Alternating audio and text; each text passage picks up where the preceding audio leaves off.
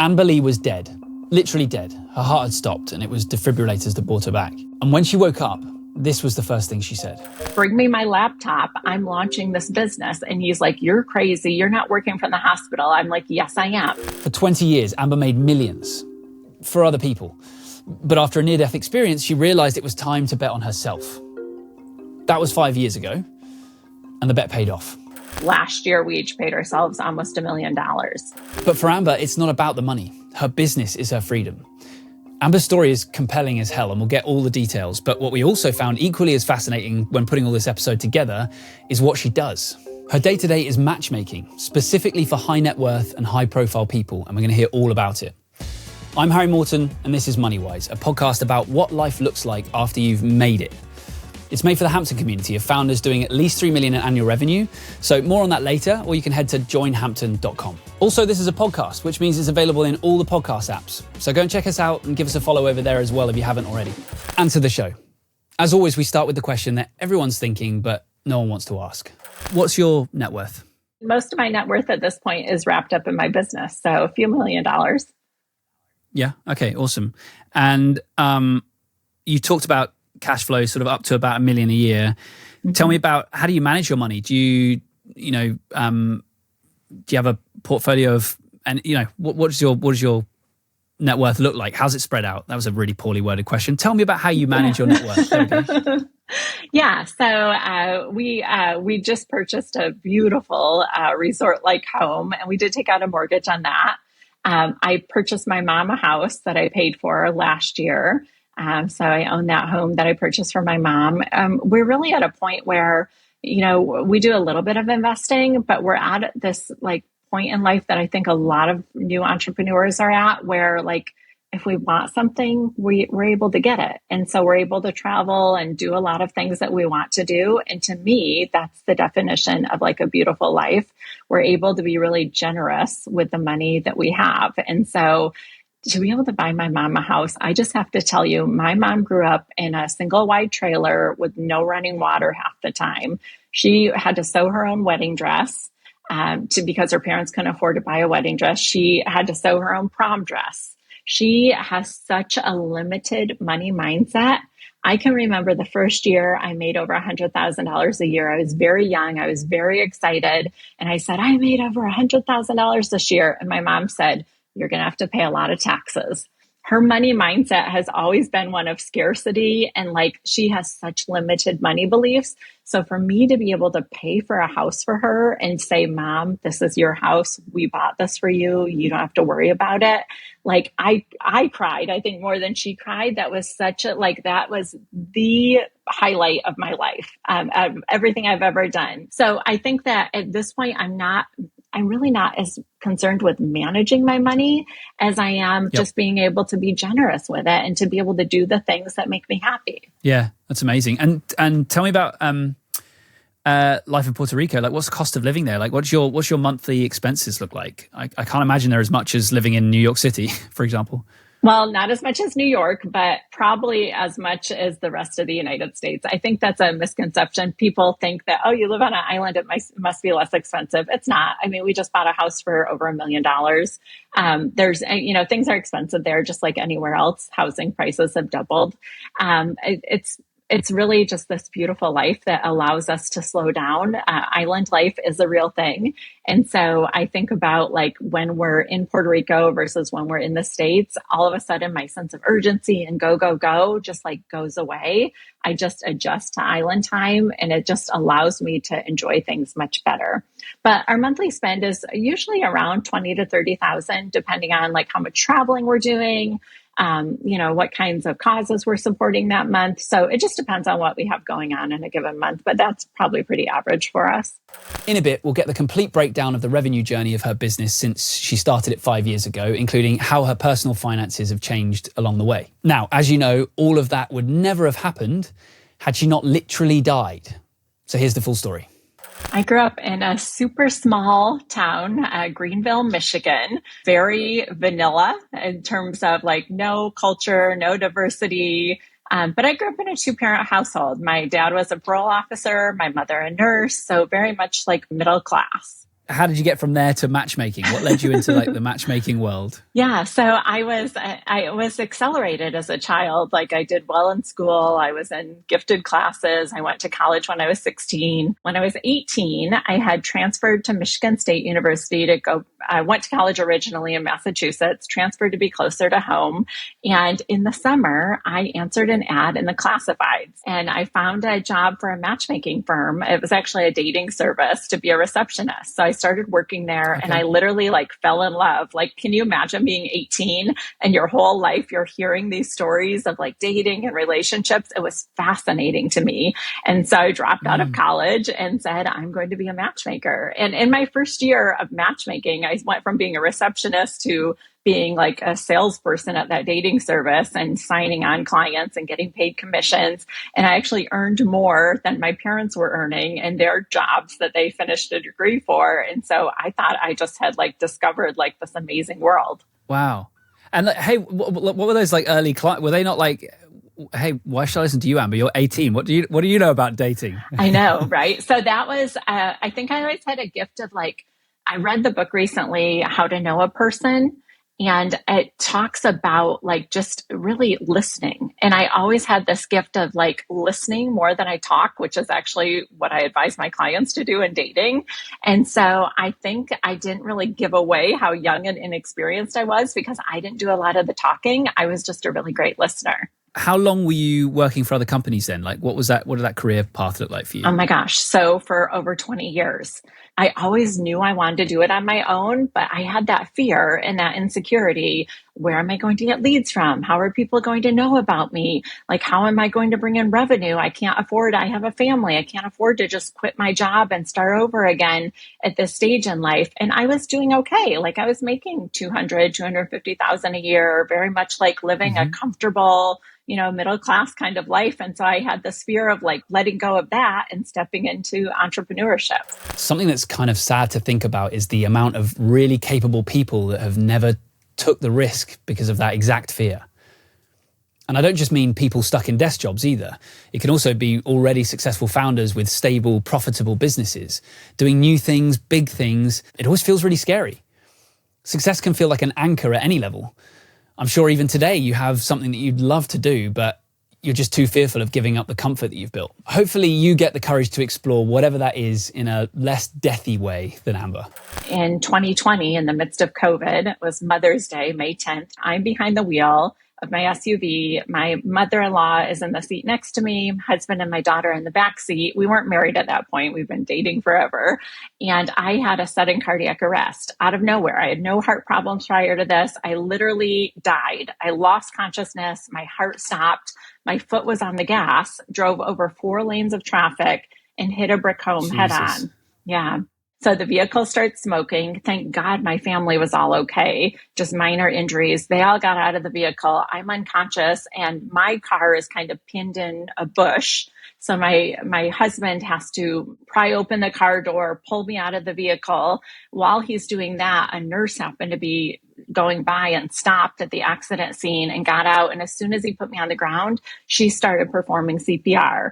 The miracle in all of this is that a fire station was less than a mile away, and they were able to come and restart my heart with the paddles, with the defibrillator.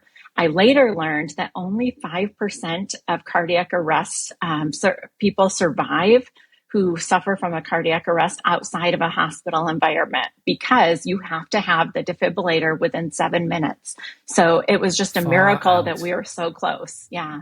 So you were literally medically dead at this point, and it was the defibrillator that brought you back. Yeah, that's insane. Yeah. And what was it like waking up from that? Did you know what had happened? Did you have any idea? No, so I had some short-term memory loss at first. I woke up 3 days later in the hospital. I had to undergo surgery to repair a liver and spleen, and they put me on a ventilator and kind of in a medically induced coma for a couple of days. When I woke up, It was the middle of COVID, right? And so there are all these restrictions. So only one person could be in the hospital room at a time. So the first time I wake up, my now mother-in-law is in the hospital room. And I say, what's going on? What happened? And she said, oh, we were in a car accident. And so my first thought is like, oh my gosh, where's my daughter? Where's my Right. boyfriend at the time? Like I'm thinking, where's everyone else? Because I don't realize there's these COVID restrictions. And so that happened for a couple of days before I finally like got my memory back and was able to grasp the totality of what had happened. That's insane. Yeah. I can only imagine. I can only imagine what that would do to your outlook on life and everything. What did it change in you? It changed everything. And it was like immediate, like a light switched. I swear to God, it's like I had this overcoming feeling like life is short. You need to do everything you want to do and you need to do it now. You don't know how much time you have left. That sounds kind of cliche, Amber. It's so right? Like, cliche. Is that truly like is that truly the experience that you had? It truly was the experience. It's so cliche. Everyone says life is short, but until you have your life taken from you, you don't realize just how true that saying is. And so I got to work right away. So Mike, my now husband, was my boyfriend at the time for over 10 years. We had lived together. We had a family together. We had this great life together, but marriage was never like a big deal for us. We just thought, oh, someday we'll do that. So we made plans to get married. We had talked about moving to Puerto Rico. For years, we had visited the island and talked about it. And so we said, we're doing it. We're moving to Puerto Rico. And then I said, bring me my laptop. I'm launching this business. And he's like, you're crazy. You're not working from the hospital. I'm like, yes, I am. So that happened mid-May. By June 1st, we had our website up and ready to go. We were launched June 1st, 2020. So I did not waste any time. That's pretty bonkers too, right? Like, no, you're not giving your body any time to recover. Like, right, we're straight into it. Yes. And I think that was good for me in my recovery. My family will say it was crazy. I moved at such a fast pace because I can remember I had every rib in my body was broken. If anyone has ever had broken ribs, it is excruciating and it takes months to heal. And so I was on pain medication, which naturally makes you drowsy. And I would get up and just work my butt off in short increments and then go back and rest and then get back to work. And I think just that forward motion really helped me to recover and get back to where I needed to be. Having some purpose and some drive. Yeah. Do you think you would have launched a business if that had never happened? I think that I would have stayed comfortable. I would have stayed working my really great job, making a couple $100,000 a year. And I would have probably just always been unhappy and always had this dream that I would have never pursued. I really do think it took something so life-changing to make me it was the catalyst for me to make all these changes. To go back to my earlier point, wealth of any level can still be something that holds you back from pursuing your dream. I think we typically think of these stories as people that have a more middle-class job, living pretty close to paycheck with a lot to lose. Amber was, by any measure of success, making hundreds of thousands of dollars a year, which, don't get me wrong, I'm not suggesting is the same as tens of millions of dollars or anything, but you'd be crazy not to say that isn't already providing a pretty decent or above average living. But she wasn't happy.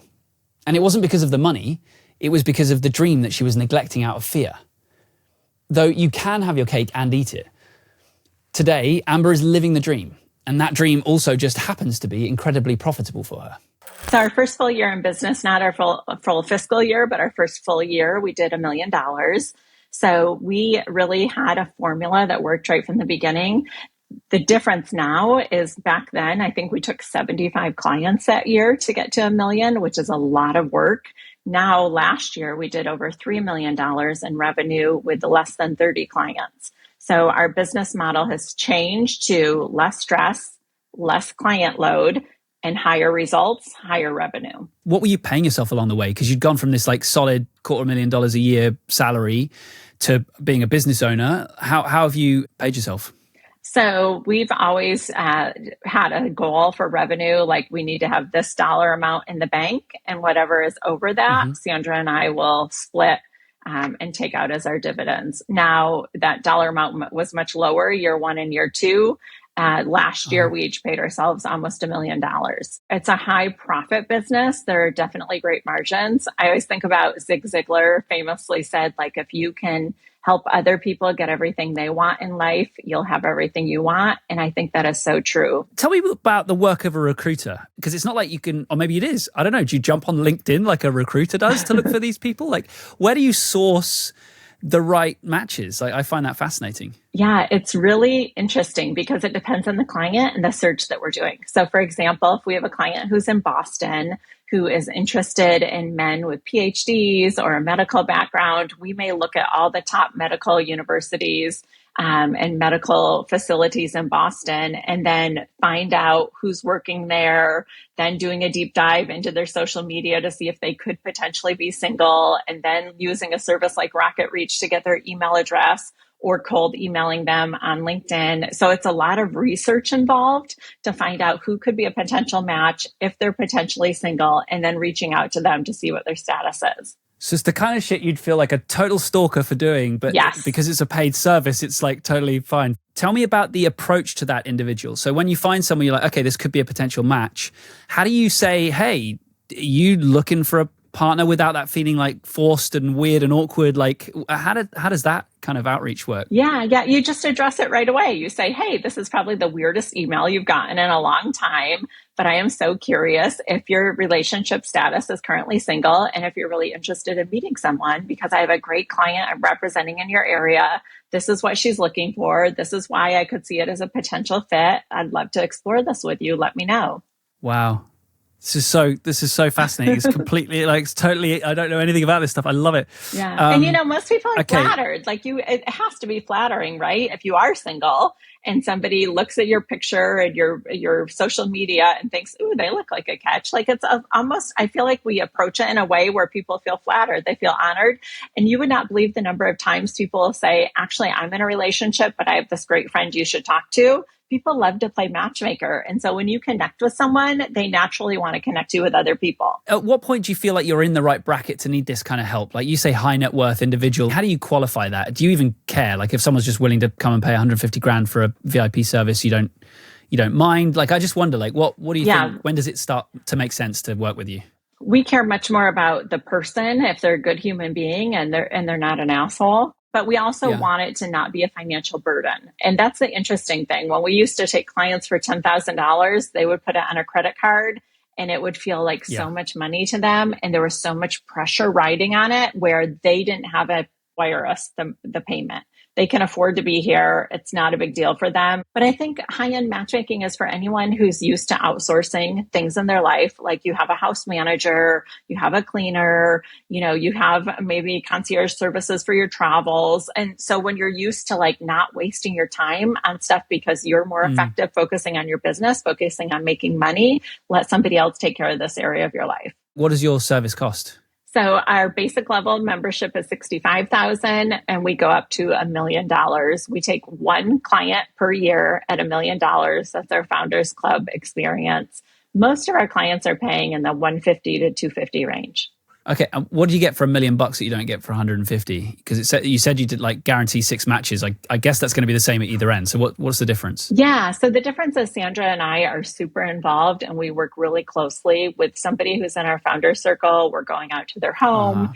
We're totally getting to know their lifestyle and really seeing firsthand how somebody's going to fit into their lifestyle.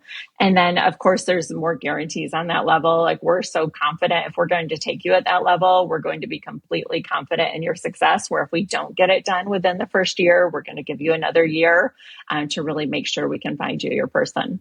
Dating as a high net worth person can be really difficult, not just because you're often really busy, but also because there's this added fear of, is this person just in it for the money?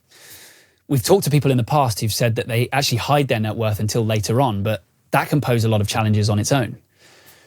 But Amber has paired billionaires with relatively normal people, quote unquote, and she says it can work really well, actually. We're going to get to that in just a second, but first I want to tell you about why this podcast even exists. It's actually kind of a matchmaking game all on its own, except I guess maybe less for dating, but the goal is to connect high net worth founders with each other through the Hampton community, which is Sam Parr's private, highly vetted community designed for both in-person and online connection. Being a founder or an entrepreneur can be lonely, right? So it's important to find other people in the same space as you, going through all of the same things. I'm a member, and it's actually been one of the best decisions that I've made. You get access to these small, curated, intimate groups of 8 people who you actually build real relationships with. They help you with things that you're going through in your business and vice versa. It's awesome. So if you're a founder doing at least 3 million in revenue, go and check it out at joinhampton.com. All right, back to the episode. Let's hear about pairing billionaires with regular Joes. I think it has to be a good match mutually on values and lifestyle. So I think that matters more than how much someone's earning. And core values sometimes show up in political beliefs or religious beliefs or spiritual practices. They really show up in family dynamics and how close you are with family and what family means in your life, and sometimes your chosen family of friendships. So I think that if your core values are aligned and then your lifestyles are aligned, meaning that you can both afford to travel kind of the same way. Now, maybe one person can afford a jet and the other can't. Like, that's okay. But you both in general can afford to like travel and do the things that you enjoy to do together. I think those things are way more important than how much either of you has in the bank. And I think all of our clients who are in a happy, good, healthy relationship would agree with me. At the end of the day, it's not about how much money your partner has, but do they have enough to be able to pay their own way, to be able to prove that they're an adult, that they can, pay bills, that they can take care of themselves, that they don't need you, but they want you in their life. Do you match folks that are like high net worth with people that are just like total, I don't know, just regular middle class people earning, I don't know, $80,000 to $150,000 a year? Like, is that a thing, or does it really tend to focus on trying to find people that are at least moving in similar? I don't know what terminology to use here, but like the disparity is not so huge. So I think when you're thinking about the male clients, they're not focused on how much their counterpart is earning, right? Like naturally, men are just not even focused on that. And so the dynamic isn't as, it doesn't really come into play when you're matching your male clients. I think with women, so okay, for example, we have this great couple who got married last year. She is she's one of the wealthiest people in America. She is a billionaire. Has this big, beautiful life. He was a locksmith, and he owned like a locksmith franchise. Maybe he's making $200,000 a year. Very much a regular middle-class American guy. This guy is a stud. He is tall. He is handsome. When he walks in the room, he has confidence that commands attention. He's a good human being. This woman is so spunky, and she's a lot. Most men would be like, whoa, she is way too much for me. This man had this calm, cool confidence. I knew immediately when I met him that he could handle her, and not only handle her, but probably very politely put her in her place when she needs to be put in her place. And she loves that. And their dynamic is so amazing. We went to visit them last year and had lunch with them, and watching the two of them interact, you would never think there was any disparity in their level of wealth, because the way that he was so confident and the way that she almost cowered down to him in this beautiful way and let him take the lead. And that's something she's never had in her life before. It was so interesting to watch it live in real life. And so absolutely, there are times when it's not about the money, it's about the person and their ability to kind of play their role in the relationship. Have you also worked with high profile clients? Because quite often like high net worth and high profile kind of go hand in hand. And I think that's another angle of difficulty when it comes to dating, right? Because people have preconceptions about you. They make assumptions about your personality. You don't feel necessarily that you can let your guard down because you're kind of, you have to make sure that you're represented in the right way in case, I don't know, a story leaks about you. Like, talk to me about that as a subject. Yes, we certainly have high profile clients, and that's why we have everyone sign NDAs.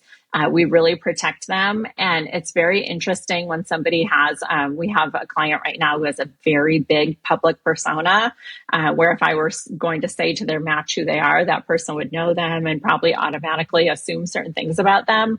And so it's a really fine line of saying okay, this is what you're going to see on social media about this person, but let me tell you the truth. Let me tell you, what we see in this person and why we think this is a match. So again, it's like getting that buy-in from that person to trust us that we know what we're doing and that we see a good fit here and this is why. But yeah, it's all about protecting the client. I mean, there's definitely NDAs involved, and quite frankly, the client may not want their profile shared with every potential match we have for them. So it's a lot of back and forth, a lot of legwork involved. What are the big mistakes that high net worth people make when they're trying to find a partner? I think they make the same mistakes that non-high net worth people make. I think that they look at a match and they tell themselves a story. We all do this, right? We all go through life. You might sit next to somebody on an airplane who's dressed a certain way. And in your mind, you have this whole story about where they're flying to or what they're doing or what their day looks like. And it could be totally different. And so I think we all think we know more than we do.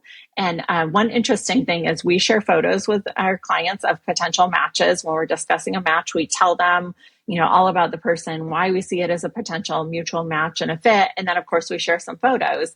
Sometimes people will look at a photo and they'll say, oh, I'm not attracted to him. There's no way you can know attraction through a flat photo. Attraction happens in real life. It happens when you're with someone and they make you feel a certain way. So it's how they touch your arm when they're talking to you, how they laugh, the sound of their voice. It's so much more, even how they smell, plays into it, right?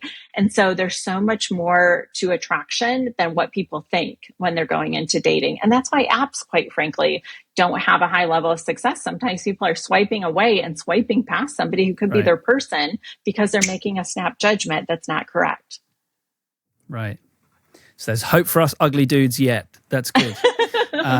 Listen, and when you we have can make up for it in other ways. Well, when you have a great British accent, like every woman I've ever talked to would be like, give me a man with a British accent and I'm golden. Yeah, awesome. Why do you think so many successful people sabotage themselves in relationships?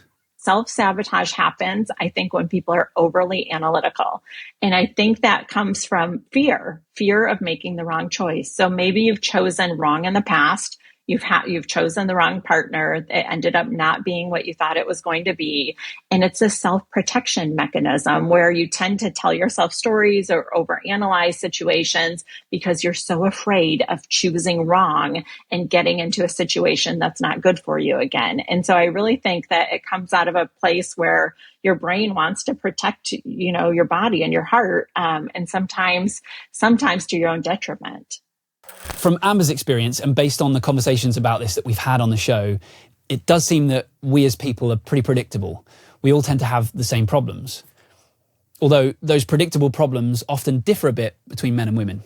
And the interesting thing is 80% of our clients are women. So we represent both men and women who are high net worth.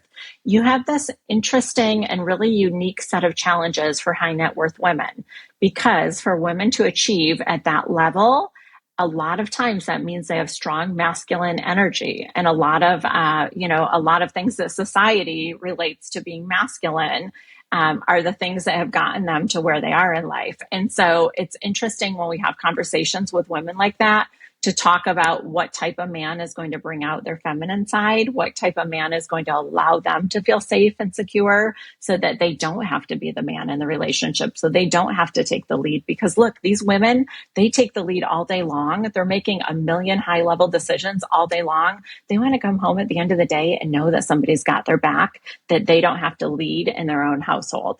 And so that's a unique challenge that we help them navigate. I think the other thing is talking about currency, and currency in a relationship isn't always financial. So a lot of times high net worth women come to us and they think because they have an income of $2 million a year or a net worth of 20 million that they need somebody on their level. And a lot of times they don't. They just need a man who can match their energy, a man who has the confidence to lead in the relationship, but he could be making $500,000 a year and she could totally out earn him, but he could still be her person, and he could give her currency in the form of emotional availability, time, like all these other things that she needs in her life. This is super interesting to me. I honestly, I don't know why I expected this, but for some reason I assumed it would be kind of like older successful dudes that have just spent all their time working and not thinking about romantic life at all. So this is super interesting to me that it's 80%. Did you say 80% women? 80% women. Now, we have an interesting model because a lot of matchmakers do have kind of the old school model where it's like these wealthy older guys looking for a trophy wife, right? Like that used to be 20 years ago. There were actually services called model quality introductions where wealthy men can meet models. And like, I think the world Yeah. has changed in so much. And one of the changes is that a lot of times women are out earning men, especially when you break it down to different ethnic backgrounds. You have, like, for instance, in the Black community, a lot of Black women are out earning their counterparts. And so it's just interesting to look at the dynamics at play. So then, okay, I'm a wealthy person. I'm listening to the show. I'm like, yes, this is I need help. What are the sorts of questions I should be asking myself to kind of prepare for this kind of thing? Like, what do I need to know going in? I think first you have to get really clear on what the outcome is that you desire. Like, does finding a partner look like keeping separate homes and kind of getting together every weekend? Does it look like partnering up and sharing a life together, sharing a house together? Does it look like marriage? Like, you have to get really clear on the outcome that you desire. And then you have to think about, like, where you are in life. Are you ready? Are you in the midst of building a business and you can't even find time to sleep 7 hours a night? How on earth are you going to make time for somebody else in your life? So you have to think about, are you in the position where it makes sense for you? Because yes, we do all the legwork and we save you all the time, but do you even have time left at the end of the day to love someone and to let somebody love you? So carrying on from that, you're sort of writing your wish list, I guess. Like, how do we think about, like, the type that we want? Because, like, I don't know if I know myself that well, honestly. Do you know no what I one mean? does. Like, no one does. Because you can kind of, like, I assume I like this, but actually what might make me fulfilled is something entirely different. Absolutely. Every single match that we make that gets married, they do not fit 100% of each other's criteria of what they think that they want. The interesting thing is our brains are wired to be attracted to and drawn to the familiar. And so if your last 3 relationships were all gym rats who, valued health and fitness over family or over everything else in life, you naturally, like, look for a partner who's super into fitness, and maybe your person isn't into fitness at all, but they have all these other qualities that align with you. And so talking through what matters to somebody and why, I always tell clients, like, you can't have everything. This is not Build-A-Bear. We're not building a person that's perfect. So you can't have everything. So pick your top 3. What are the 3 must-haves that you have to have in a partner? And then what are your top 3 deal breakers, the things that absolutely do not work for you? And typically those things shake out to be things that are core values. Sometimes that's religion or worldview or politics. Sometimes it's a physical attribute, but more times than not, it's like who that person is at their core. That's what really matters. Yeah. Well, I know for sure that 90% of the women listening are all writing down dreamy locksmith. That's the new criteria. Who shouldn't use, like, a dating service? Is that, like, who constitutes a bad fit to you other than someone who can't afford it? Yeah. So somebody who is not willing to give up control. And this is difficult because a lot of entrepreneurs who are successful tend to be control freaks, myself included. And so when you are not willing to give over the reins to someone else, it's never going to work. We're really good at what we do, but clients have to be able to trust us, and they have to be able to give up control and let us take care of this area of their life and know that we've got their back. I think that's the biggest red flag for us when we're screening matches is this person willing to trust us and give up control? Let's say, for whatever reason, I don't want to use a service, like, 150 grand sounds like too much, or like, what have you learned that's useful for folks that are of high net worth? Like, if I want to do this by myself, like, do you have any hot tips there? Like, I assume the answer is not Match.com. So, like, what do you think for those other folks out there that want to do it the DIY approach? Yeah, so you have to be able to be comfortable telling everybody in your world that you're single and that you're looking to be set up. Allow your friends, your personal assistant, your family members to play matchmaker for you. You have to make it known because people don't assume anything. People are not going to assume just because you're single that you're looking. So you have to tell people, like, hey, do you know anybody great? I'd love to have dinners with somebody new. I'd love to be set up. Position it however you want, but you have to let people know that you're actually interested in meeting people. I will say the majority of our audience is male. Uh-huh. Does your advice massively shift between a male and a female audience? Like, is there anything, like, I assume, like, dudes come to you with different questions to women. In general, the stereotype is that men are focused more on the physical And that does tend to be true. Men tend to lead with, look, I have to date somebody who's slender. Sometimes they have height requirements or ethnicity or hair color. Like, men are visual creatures. And a lot of times men come to us and their searches are much simpler. It really is an easier task in some ways because they are very visual creatures. But look, in the year that we're in, everybody has a therapist, even if it's Chat GPT, like everybody's doing self-work. And you would be amazed at the men that come to us that have such a high level of self-awareness, that really think about what matters in partnership. Keep in mind, most of our clients are over 40. So that means a good majority of our clients have been divorced. They've been through relationships. They know what doesn't work and they know how that impacts their life. And they really want to find what does work. And I think that's really important. Just the life experience that they have has shaped kind of who they are. And do you ever help coach, again, men through the physical thing and be like, hey, dude, that's great. You want someone that's young and attractive, that's wonderful, but here are the things that are going to make you way happier. What would you say? Maybe you wouldn't, maybe you want what you want and that's great, but what would you say to someone that's maybe focused on that and actually maybe a pivot in what we focus on is actually what's going to make us happier? Do we find that person funny? Does that person drive us? Does that person inspire us? Do they support us in a way that we really need to kind of fill us up and get us back out there working away at whatever it is we're doing? Yeah, I don't think it's getting them to pivot. I think it's telling them, and this is what else you need to be thinking about, because you definitely deserve somebody you're attracted to. Men have to feel a certain level of attraction just physiologically to make it work. And so, yes, you deserve somebody you're attracted to, but we also need to think about X, Y, and Z. These are the qualities that are going to make this relationship stick. And also, men that are high net worth sometimes can be a little bit gullible or vulnerable to these gold diggers out there. There are a lot of women out there who disguise it very well, but when you get down to it, their intention is to have a man totally financially support them.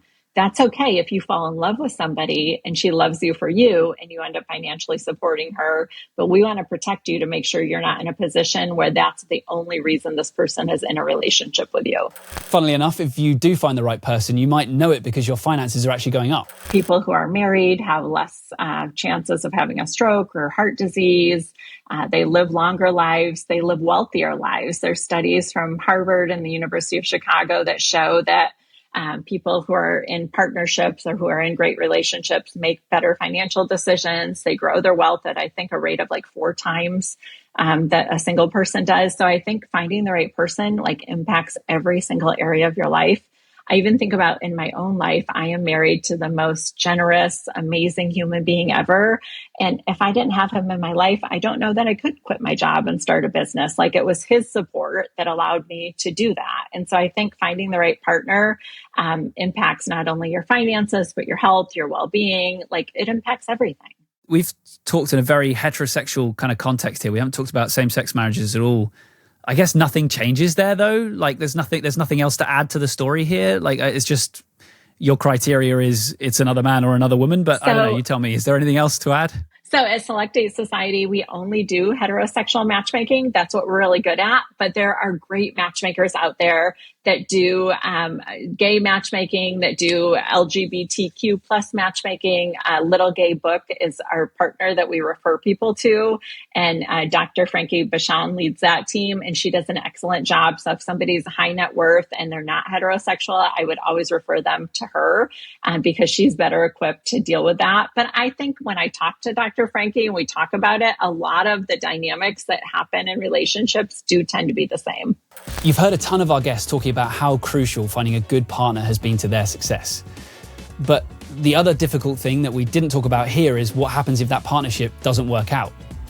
Because money can really complicate separations. If you want to hear a wild story from a woman whose divorce came about because her husband gave her an STI, click here.